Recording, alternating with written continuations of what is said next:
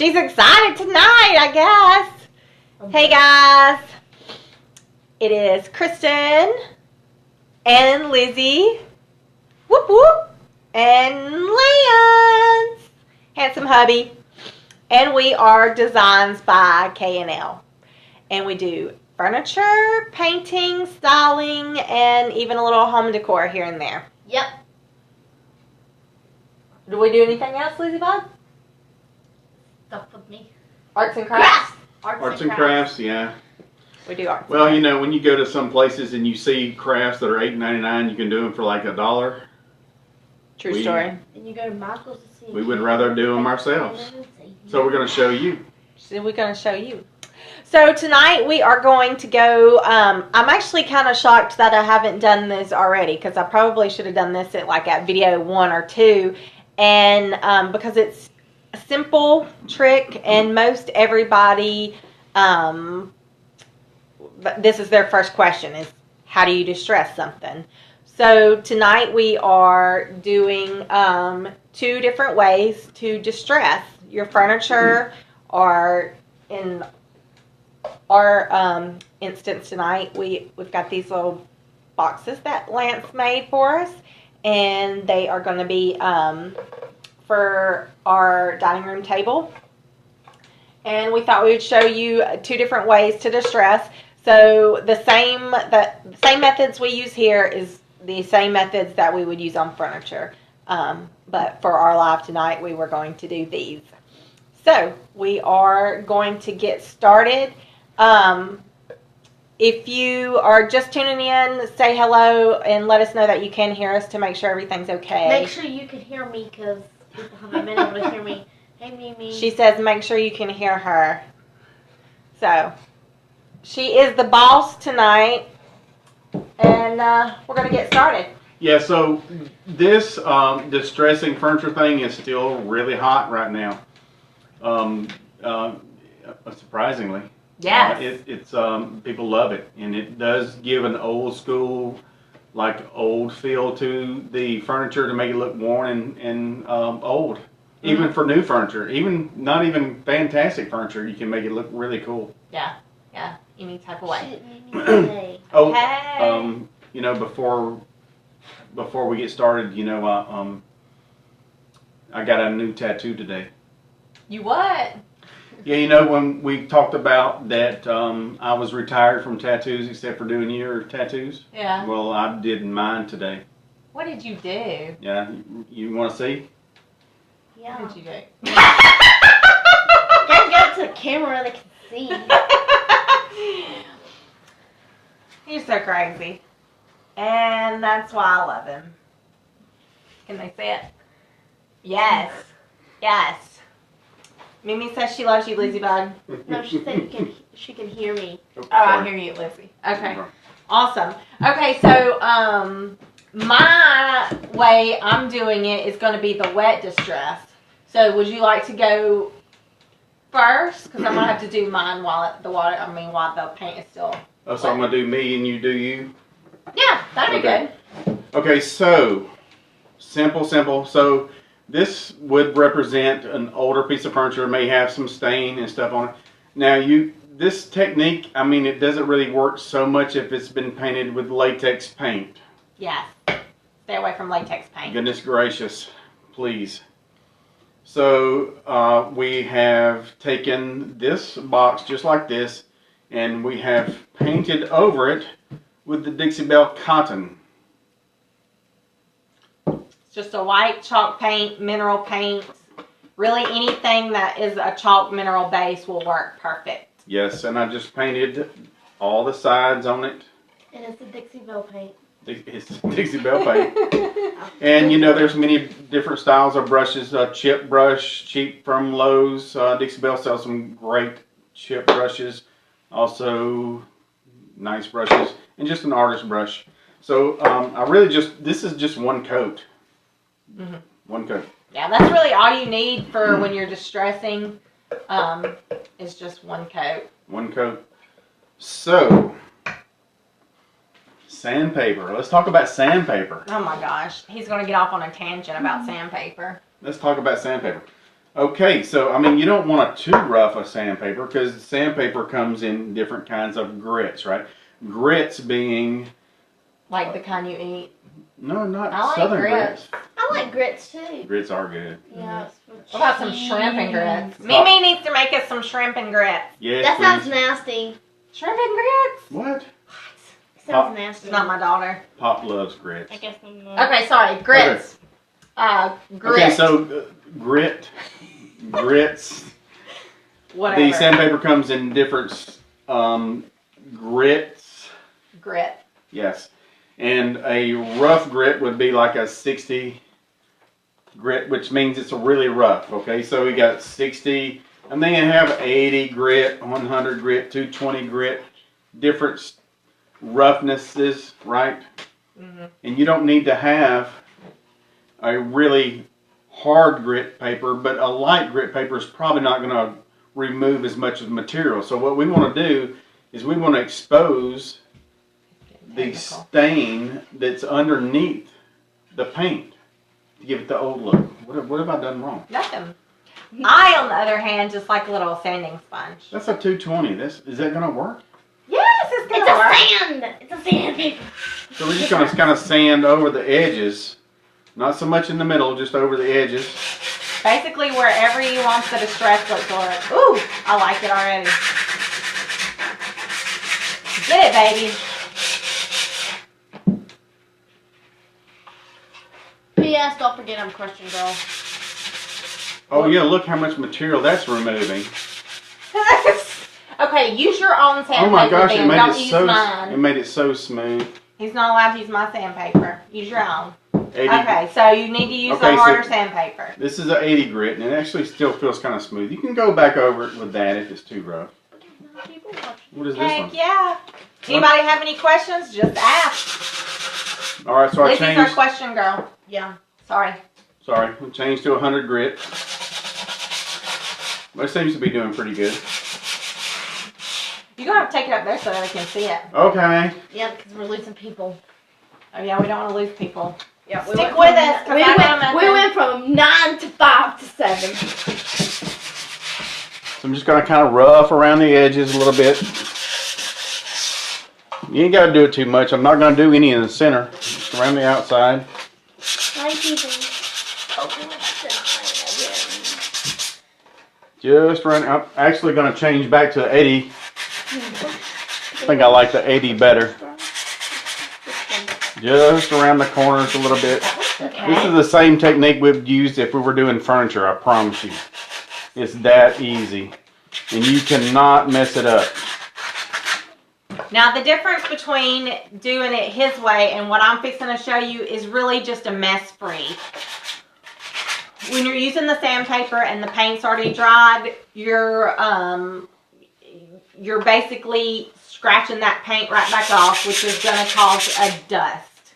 So, a lot of people, I actually, even though it makes a mess, I actually like this way better because I feel like I can manipulate it a little bit better. Yeah. But the way I'm fixing to show you with the wet is dust free. Yeah, but it kind of gives it a wash look, though, right, too? Yeah. Okay, so even if this way, like what she was talking about, where you have kind of control over it, if you want it a little bit more in the middle, you can just kind of sand a little bit more this way and just kind of manipulate it how you want to. Most of the time, like on furniture, around the corners of shelves and where the handles are, say if there was a handle here, you could just kind of scuff it up just a little bit under the handle, in the corners, around the edges, and kind of leave a lot of this space here where you don't scratch it so much. Yeah.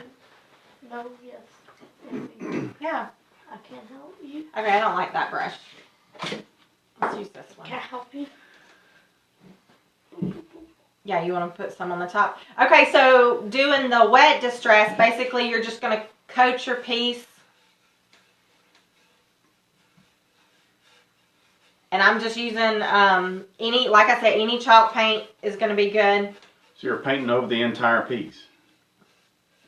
Yeah. So I'm painting over it. Now, chalk paint does dry real quick. So you kind of want to hurry with it or do small. Yeah, so if you're doing a piece of furniture, just do a drawer at a time. And just, kind of limit how much you do at one time. Yeah. Don't get crazy because I'm going to have to hold this, Liz. Okay. So I've just wet painted it. Let me get this little piece right here.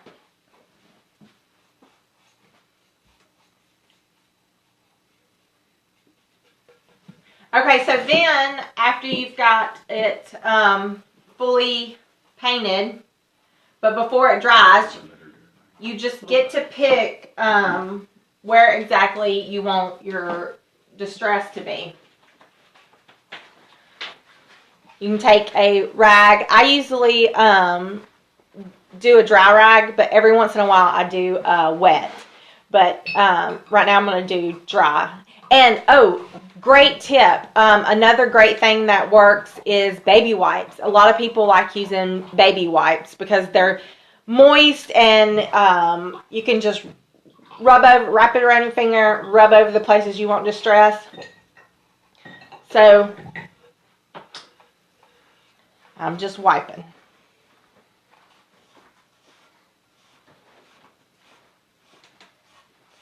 So you're removing the paint that you just put on to expose the stain underneath. Yes. Almost like, and I'll show you this, okay? So, if I wanted even more taken off, you can't really see it that great like you can. Well, you can see up here. See if this works. That's a little bit better. Okay, so if you wanted even more taken off, just mist it. You got it? Okay. And just lightly go over it.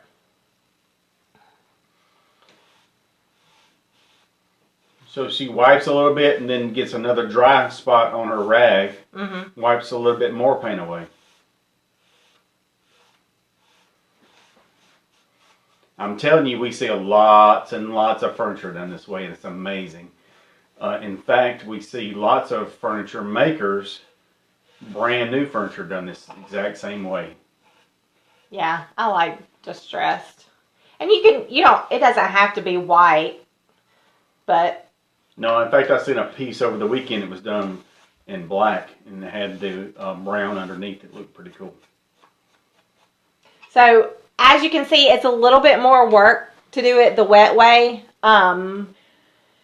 And to me, it tends to be more of like a white wash versus like distress. To me, you can see the difference in how pretty the grain shows through and everything using the actual sandpaper, which is like what I use.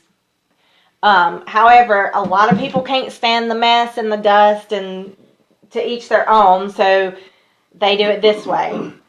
You could also, if you wanted to, you could lightly wet your piece and almost do like a little this whitewash. This is the easy. Yeah, real quick while it's wet. Okay. Real quick. You've sprayed it, you've put a little bit on there, and then you just want to kind of come back and just kind of wipe it. To me, that's more considered like a whitewash. A lot of people like to call it a distress, and that's fine and dandy, but... Yeah, and you can wipe a little bit more on the corners with a, dryer. Get it a little dry on the ends and wipe some of that away. Yeah.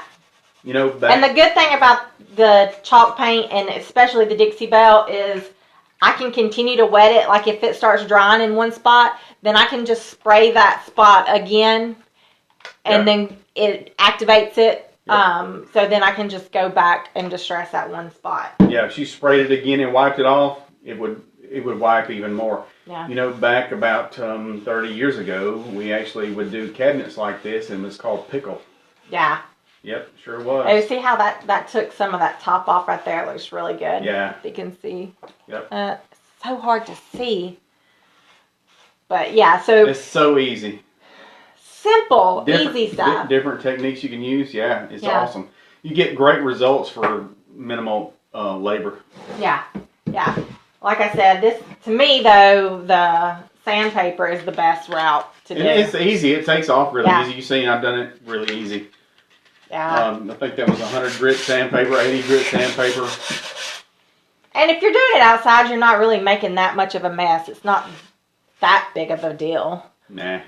So, I like so it. what do we do after we get the entire piece done? What Mhm. needs to be done? Do you need to wipe the dust?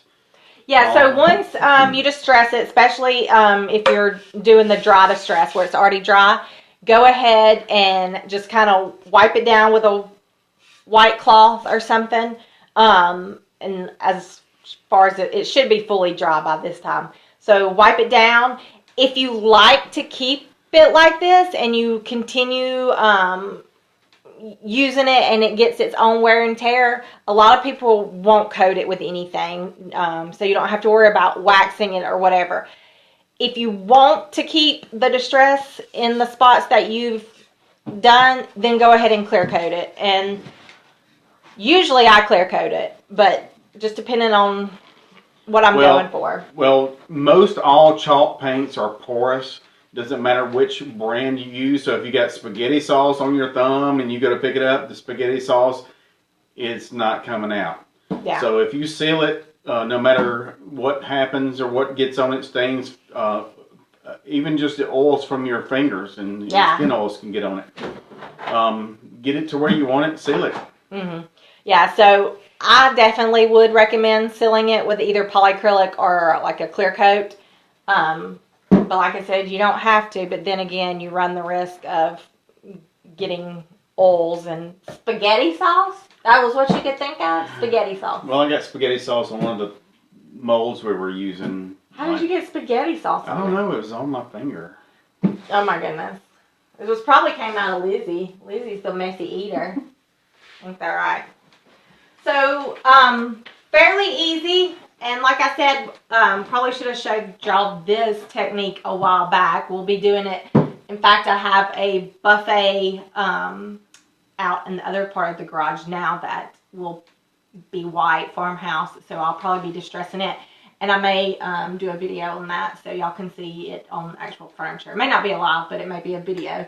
Since we have YouTube now, all of our lives are going to YouTube, and then we'll continue doing videos and add those to YouTube as well.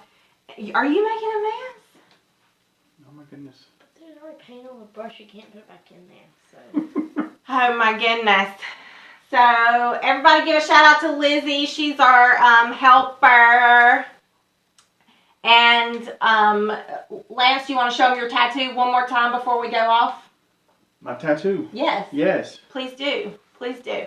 If you have any questions on this or comments or whatever, please feel free to comment. And if I don't get to them right now, I will see them later. And please make sure you do this. This helps us so much. Show us the love. Elizabeth, look at my child.